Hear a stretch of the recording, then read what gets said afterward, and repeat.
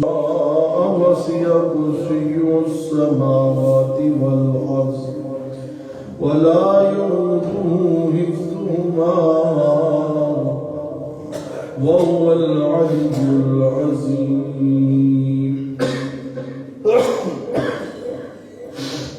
صدق الله العلي العظيم وصدق رسوله النبي الكريم ونحن على ذلك لمن الشاهدين والشاكرين والحمد لله رب العالمين.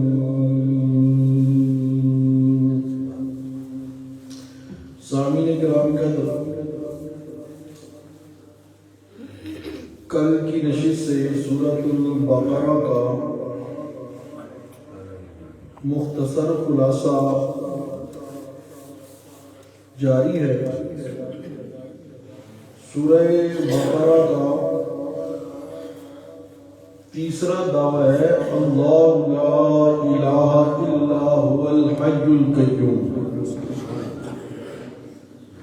سورہ فاتحہ میں فرمایا تھا کہ ایاک نعبد و ایاک نستعین. اب سورۃ البقرہ میں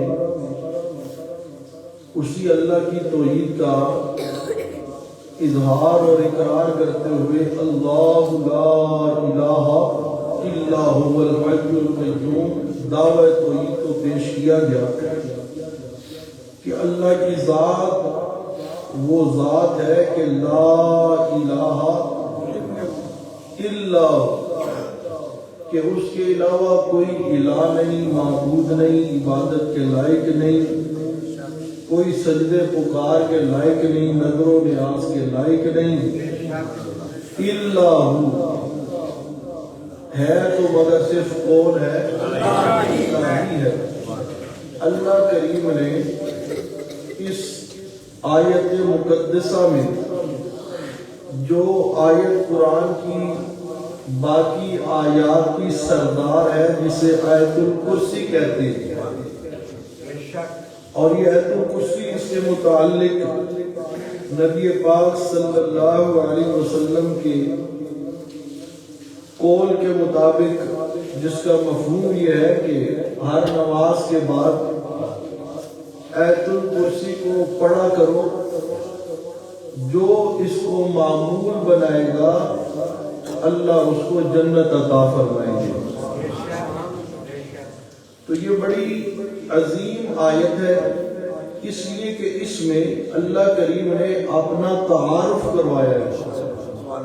اللہ نے اپنا تعارف کروایا ہے.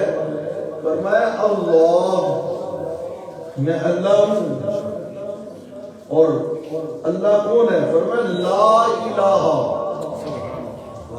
جس کے علاوہ کوئی اور الہ اور معبود نہیں ہے، کوئی عبادت کے لائق نہیں ہے.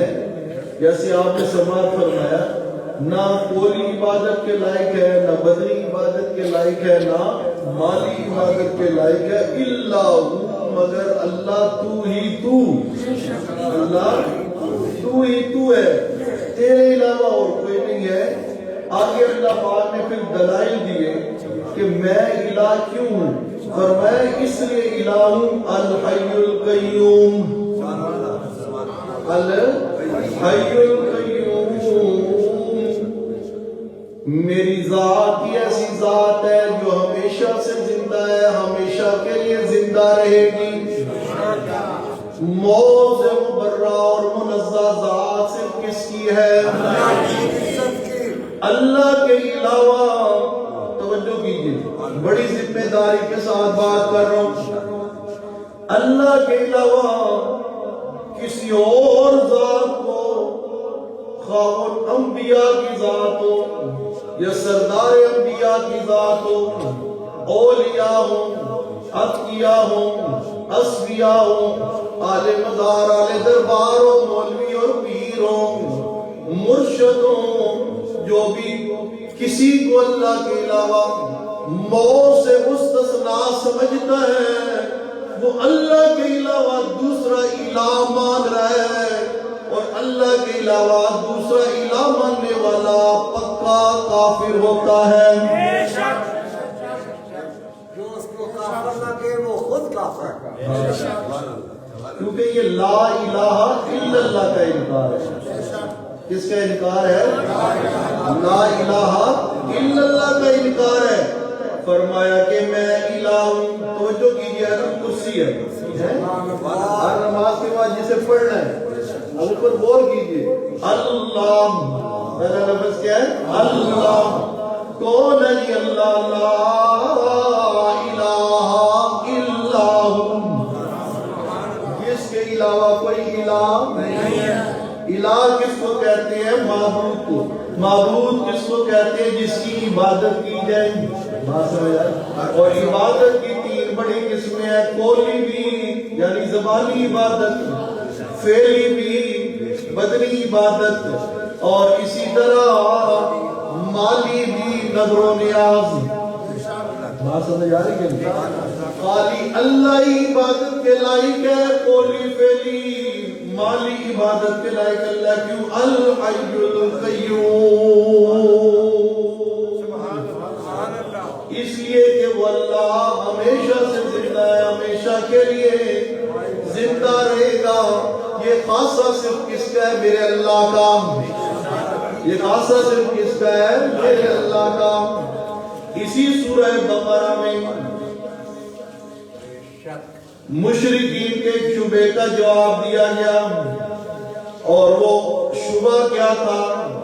وہ کہتے تھے کہ حضرت یعقوب علیہ السلام اپنی وفات سے پہلے ہمیں یہ کہہ گئی ہیں کہ مجھے حاجات کے اندر پکارا کرو. مجھے حاجات کے اندر پکارا کرو، مشکلات کے اندر مجھے پکارا کرو. اللہ پاک نے جواب دیا میرے محبوب یہ الزام لگا رہے ہیں حضرت یعقوب علیہ السلام پر. اللہ پاک فرماتے ام کنتم شہداء اذ حضر یعقوب الموت. ام کنتم شہداء، کیا تم اس ٹائم وہاں موجود تھے، حاضر تھے؟ اذ حضر یعقوب الموت، اذ حضر یعقوب الموت. کتنا آسان ترجمہ ہے، ذرا غور کیجیے آپ. اذ جب حضر حاضر ہوئی کیا چیز دی؟ یعقوب الموت.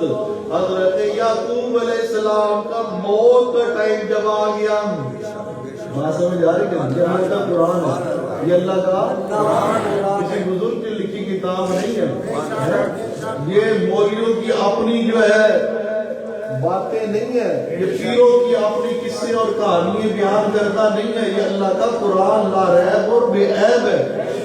فرمایا کہ جب حضرت یعقوب علیہ السلام کے متعلق ہم نے موت کا فیصلہ کیا، ام کنتم شہداء، کیا تم اس ٹائم موجود تھے؟ یعنی تم کو اس ٹائم موجود نہیں تھے.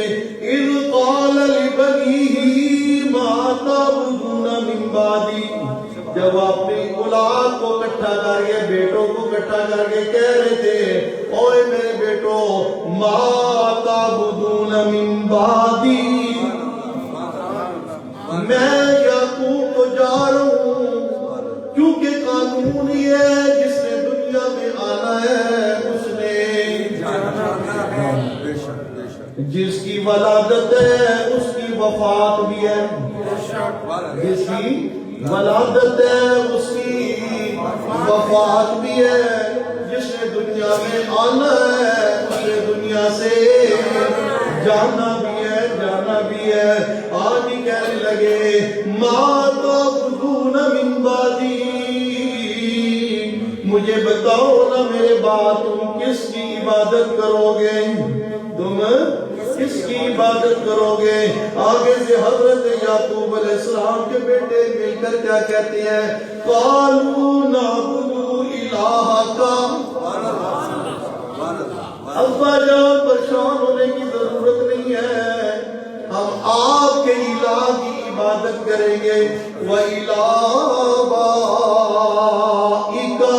اور آپ کے آباء و اجداد کے الہ کی عبادت کریں گے. اور وہ آباء و اجداد کون سے؟ فرمایا ابراہیم، اسماعیل و اسحاق. سبحان اللہ. کوئی آباء و اجداد نہیں ہے. ابراہیم، اسماعیل و اسحاق الہ واحدا.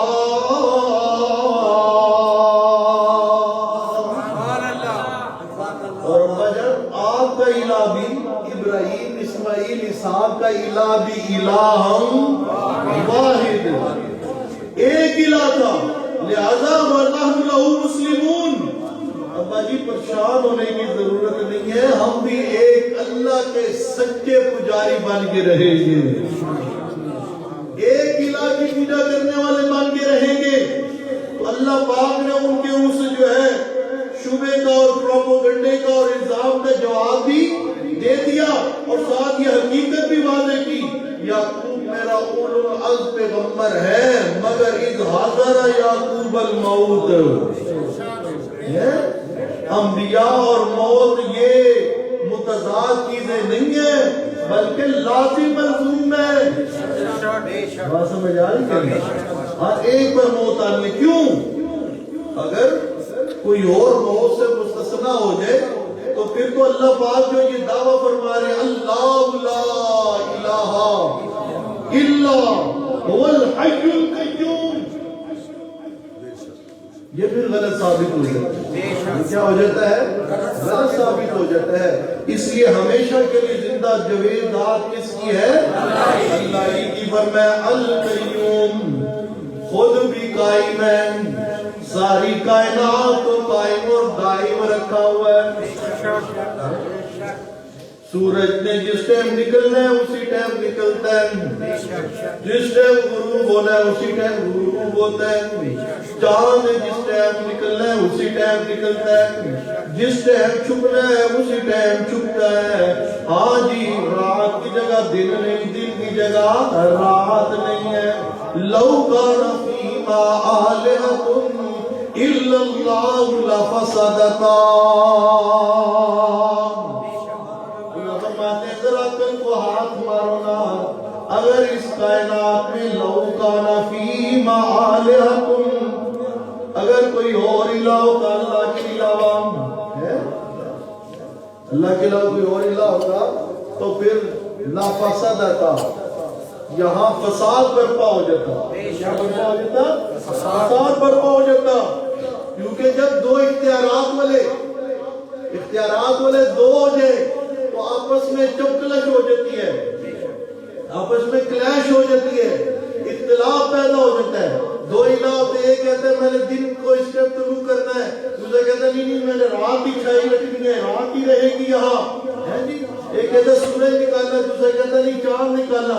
پر میں دیکھو کائنات کا نظام جس طرح تھا اسی طرح ہے، قیامت تک اسی طرح رہے گا. یہ اس بات کی دلیل ہے اس کے چلانے والے 2 3 4 12 5 نہیں بلکہ ایک الہ ہے. بات سمجھ آ رہی ہے؟ عقل مند کے لیے اتنی دلیل بہت ہے. بات سمجھ آ رہی ہے؟ ہاں جی.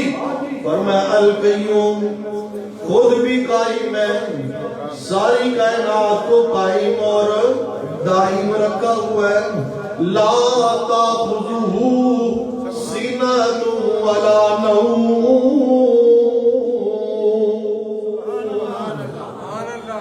اللہ اکیلا الہ اس وجہ سے ہے، اس وجہ سے اکیلا الہ ہے، معبود عبادت کے لائق ہے، نظر و نیاز کے لائق صرف وہی ذات ہے، پکارے سننے والی صرف وہی ذات ہے کہ اس کو نہ نیند آتی ہے، نیند تو دور کی بات، اسے تو اونگ بھی نہیں آتی. اونگ اور نیند سے پاک ذات کس کی ہے؟ اللہ ہی کی ہے. ڈرائیور ہے، گاڑی چلا رہا ہے، سواریاں پیچھے بیٹھی ہوئی ہیں، ذرا سی اونگ آ گئی، بیڑا غرق ہو گیا. بیڑا کیا ہو گیا؟ غرق ہو گیا. خود بھی گیا سواریاں بھی گئی. اللہ فرماتی ہے میں اکیلا کائنات کا حاکم اور داتا حاجت روا مشکل کشا ہوں. اس لیے نیند تو دور کی بات ہے مجھے اونگ بھی نہیں آتی. اونگ اور نیند آ جائے تو پھر نظام درم برم ہو جاتا ہے. پر میں لاتا خود حسینہ تم والا ہوں. سبحان اللہ. یہ صرف کسی اور کے اندر پائی جاتی ہے؟ بولیے. جب یہ صرف کسی اور کے اندر نہیں پائی جاتی تو پھر دعویٰ ثابت ہو گیا اللہ لا الہ الا ہو. بات سمجھ آ رہی ہے؟ آج ہی توجہ کیجئے. امام الانبیاء صلی اللہ علیہ وسلم اپنے صحابہ کے ساتھ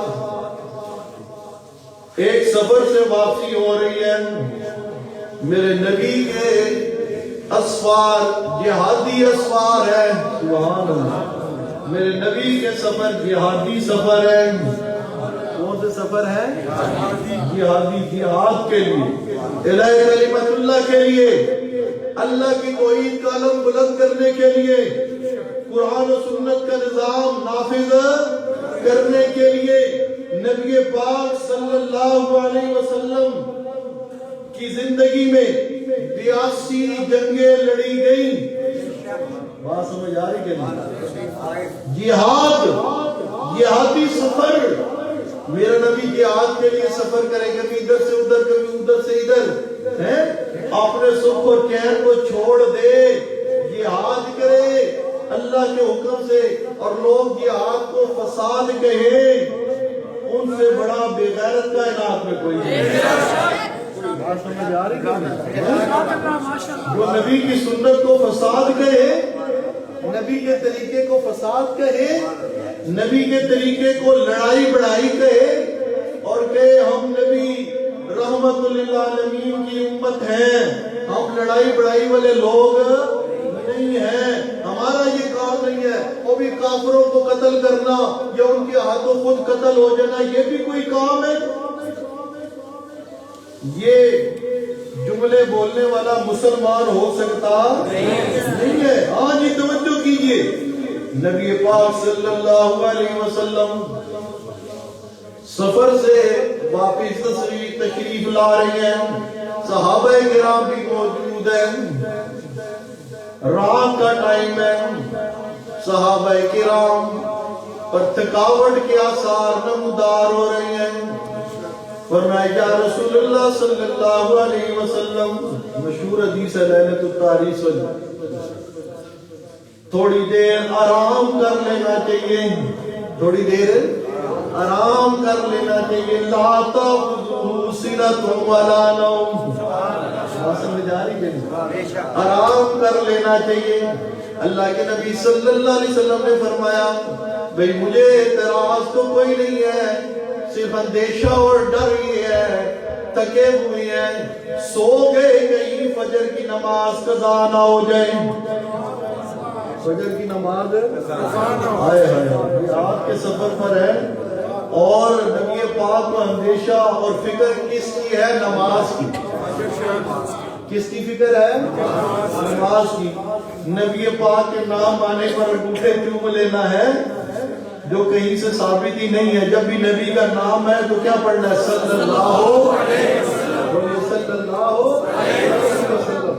جب بھی نبی پاک صلی اللہ علیہ وسلم کا نام آئے نامی اسم گرامی سن کر نبی پاک پر درود پڑھنا واجب ہے. درود پڑھنا کیا ہے؟ واجب ہے. نماز کے اندر نبی پاک پر درود پڑھنا سنت ہے. بات سمجھ آ رہی ہے نہیں؟ اور اس کے علاوہ جن موقعوں پر منع نہیں ہر ٹائم نبی پاک پر درود پڑھتے رہنا مستحب ہے. بات سمجھ آ رہی ہے نہیں؟ مستحب امر ہے. بات سمجھ آ رہی ہے نہیں؟ ہاں ایک دفعہ درود پڑھو نبی پاک پر صلی اللہ علیہ وسلم 10 گناہ معاف 10 نیکیاں لکھے گی 10 درجات بلند ہو گئے. سبحان اللہ. بات سمجھ آ رہی ہے نہیں؟ شریعت نام ہے نبی پاک صلی اللہ علیہ وسلم کے قول کا، فعل کا، سکوت کا، جس عمل پر نبی پاک کی مور نہیں، وہ کتنا ہی اچھا کیوں نہ ہو، وہ دین بن سکتا نہیں ہے۔ رولا یہاں سے ہے کہ ہمارے لوگ جب تک حلال کے اندر حرام نہ ملا لے، خالص چیز کے اندر ملاوٹ نہ کر لیں، ان کی تسلی ہوتی نہیں ہے۔ نبی پاک صلی اللہ علیہ وسلم کا نام اقامت کے اندر آ جائے، اذان کے اندر آ جائے تو صلی اللہ علیہ وسلم، یہ انگوٹھے چومنے والا جو ہے نا، یہ عمل مولویوں نے نکالا ہے، نہ میرے نبی کا ہے نہ نبی کے یاروں کا ہے۔ بات سمجھ آ رہی کہ نہیں؟ ہاں جی، نبی پاک صلی اللہ علیہ وسلم کو نماز کی فکر ہے، فرمایا حرام تو کر لیتے ہیں، ڈر رہے اندیشہ کہیں فجر کی نماز قضا نہ ہو جائے۔ حضرت بلال مؤذن رسول کھڑے ہو گئے، یا رسول اللہ آپ سارے سو جائیے، میں بلال ڈیوٹی دوں گا، میں جاؤں گا، آپ کو نماز کے لیے اٹھاؤں گا۔ سارے سو گئے، نبی پاک صلی اللہ علیہ وسلم سردار انبیاء وہ بھی سو گئے، سرداران اولیاء صحابہ بھی سو گئے۔ لا تأخذه سنة ولا نوم، اور نیند سے پاک ذات کس کی ہے؟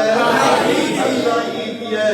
آج ہی سو گئے۔ حضرت بلال تھوڑی دیر جو ہے وہ اللہ کی عبادت میں مصروف رہے، اللہ کا ذکر کرتے رہے۔ خیر سفر کے اندر مسافر تو وہ بھی تھے، شریک تو وہ بھی تھے۔ وہاں سمجھ آ رہی کہ نہیں؟ کچھ دیر تو عبادت کرتے رہے، اپنی سواری کے ساتھ یوں ٹیک لگائی، تھکے ہوئے تھے، ٹیک لگانے کی دیر کی، نیند نے حضرت بلال کو بھی دبوچ لیا۔ حضرت بلال بھی سو گئے، سردار انبیاء بھی سوئے ہوئے ہیں، سرداران اولیاء بھی سوئے ہوئے ہیں۔ حضرت بلال نے ڈیوٹی لی تھی، وہ بھی سو گئے، یہاں تک کہ سورج نکل آیا۔ نماز قضا ہو گئی، نماز کیا ہو گئی؟ قضا ہو گئی، قضا ہو گئی۔ جب سورج کی کرنیں ان نفوس قدسیہ کے چہرے پر پڑی، سب سے پہلے پیارے پیغمبر صلی اللہ علیہ وسلم بیدار ہوئے اور گھبرا کے دیکھا بلال کدھر گیا؟ اینا بلال، بلال کدھر گیا؟ اینا قلتا بلال، تیرا کہنا کہاں گیا؟ تو نے کہا تھا میں نماز کے لیے اٹھاؤں گا۔ حضرت بلال آگے سے کیا فرماتے ہیں؟ اخذ بنفسی ما اخذ بنفسی کا، یا رسول اللہ جو چیز آپ پر غالب آ گئی وہی چیز میرے پر بھی غالب آ گئی۔ بات سمجھ آ رہی کہ نہیں؟ اونگ اور نیند سے مبرہ ذات کس کی ہے؟ اس لیے فرمایا اللہ لا الہ الا ہو، اور الہ اکیلا اللہ، معبود اکیلا اللہ، قولی عبادت کے لائق اکیلا اللہ، فعلی عبادت کے لائق اکیلا اللہ، مالی عبادت کے لائق اکیلا اللہ۔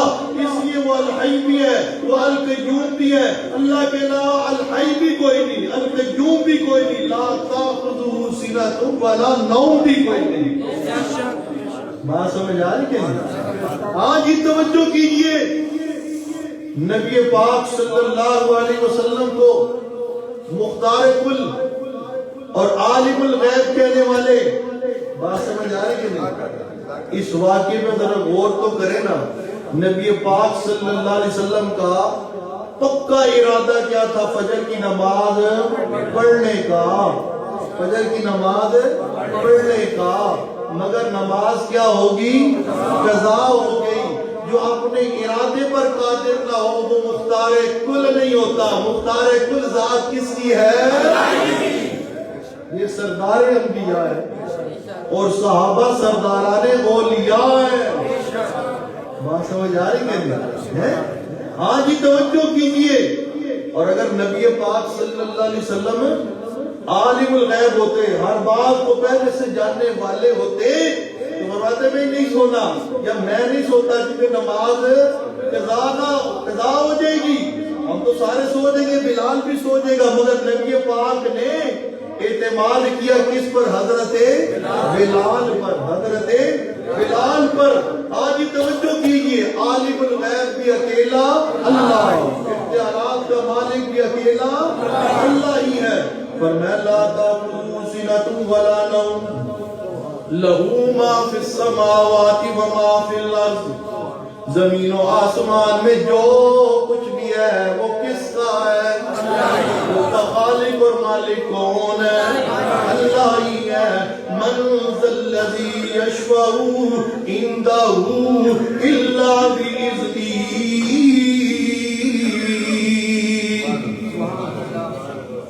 اللہ کے لا الہ معبود حاجت روا مشکل کشا اس وجہ سے ہے۔ ایت الکرسی پڑھنے والوں ترجمہ بھی سمجھو، مفہوم اور مطلب بھی سمجھو۔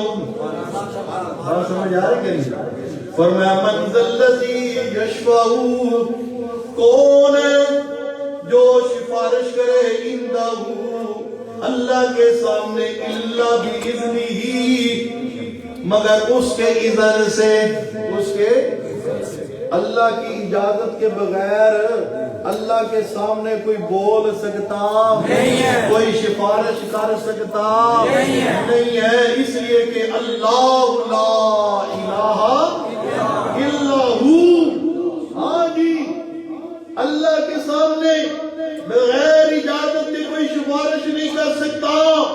قیامت کا دن ہوگا، میرے پیارے پیغمبر صلی اللہ علیہ وسلم مقام محمود کے دولہ ہوں گے۔ سبحان اللہ، سبحان اللہ، بات سمجھ آ رہی نہیں ہے؟ نبی پاک صلی اللہ علیہ وسلم کو اللہ پاک مقام شفاعت عطا فرمائیں گے، مقام شفاعت عطا فرمائیں گے۔ نبی پاک صلی اللہ علیہ وسلم فرماتے ہیں قیامت کا روز ہوگا، قیامت کا روز ہوگا، سورج سوا نیزے پر ہوگا، یہاں تک لوگ پسینے میں ڈوبے ہوئے ہوں گے، لوگ تنگ ہوں گے، اللہ میاں جلدی جلدی ہمارا حساب کتاب لے، ہمیں اپنے اپنے مقام تک پہنچا دے۔ مشورہ کریں گے، چلو اللہ پاک سے سفارش کرواتی ہے۔ سفارش کے لیے پہنچا وفد حضرت آدم علیہ السلام کے پاس، آپ ساری انسانیت کے باپ ہیں، آپ سفارش کیجئے۔ حضرت آدم فرمائیں گے لست لہا، اے لوگو یہ میرا مقام نہیں ہے۔ حضرت نوح کے پاس چلے جو نجیب اللہ نوح کے پاس آئیں گے، آگے کہیں گے اللہ سے سفارش کیجئے۔ حضرت نوح بھی فرمائیں گے لست لہا، یہ میرا مقام نہیں ہے۔ جناب ابراہیم کے پاس پہنچیں گے، آپ خلیل الرحمن اللہ کے خلیل ہے، وہ بھی فرمائیں گے لست لہا۔ حضرت موسیٰ کے پاس لست لہا، حضرت عیسیٰ کے پاس لست لہا۔ سب کہیں گے یہ ہمارا مقام نہیں ہے، ہمارا مقام نہیں ہے۔ حضرت عیسیٰ فرمائیں گے جاؤ محمد رسول اللہ صلی اللہ علیہ وسلم کے پاس چلے جو، وہ خاتم النبیین ہے، وہ رحمت للعالمین ہے۔ ہاں جی، اب سار وہ وفد جو ہے سب سے ہونے کے بعد آخر میں پہنچے گا امام الانبیاء محمد کریم صلی اللہ علیہ وسلم کے پاس۔ سارے نبی کہہ رہے تھے لست لہا لست لہا لست لہا، یہ ہماری شان نہیں ہے، یہ ہمارا مقام نہیں ہے۔ جب یہ لوگ آئیں گے نبی پاک صلی اللہ علیہ وسلم کے پاس، اللہ کے نبی فرمائیں گے انا لہا انا لہا، ہاں لوگوں تم صحیح جگہ پر آئے ہو، اللہ پاک نے یہ مقام میں محمد کو عطا کیا ہے، یہ مقام ہے محمد رسول اللہ کو اللہ نے عطا کیا ہے۔ اللہ کے نبی صلی اللہ علیہ وسلم فرماتے ہیں اس کے بعد میں اللہ کے حضور سجدہ ریز ہو جاؤں گا، مجھے نہیں پتا میں کتنی دیر سجدے میں پڑا رہوں گا۔ وَيُلْهِمُنِي مَحَامِدَ أَحْمَدُ بِهَا لَا تَعْذُرْنِي اللَّهَ، مجھے نہیں پتا میں کتنی دیر سجدے میں پڑا رہوں گا، سجدے میں پڑا ہوں گا۔ اللہ پاک یُلْهِمُنِي کلی محامدہ، اپنے تعریفی کلمات مجھے اسی دن عطا کریں گے، سبحان اللہ، اسی دن وہ کلمات عطا کریں گے، احمد بہا، ان کلموں کے ذریعے میں اللہ کی تعریف کروں گا، اللہ کی حمد و ثنا کروں گا، لا تحزنی اللہ۔ او میرے صحابہ، وہ کلمات کون سے ہوں گے؟ آج میں محمد رسول اللہ کو پتہ کوئی نہیں، نبی کے الفاظ لا تحزنی الآن، آج مجھے ان کلمات کے بارے میں پتہ نہیں، اسی دن اللہ مجھے عطا کرے گا۔ کیا مسئلہ ثابت ہوا؟ ہر بات کو جاننے والا کون ہے؟ کلی علم رکھنے والا کون ہے؟ عالم الغیب کون ہے؟ اللہ ہی ہے۔ فرمایا میں ان کلمات کے ذریعے اللہ کی تعریفیں کروں گا۔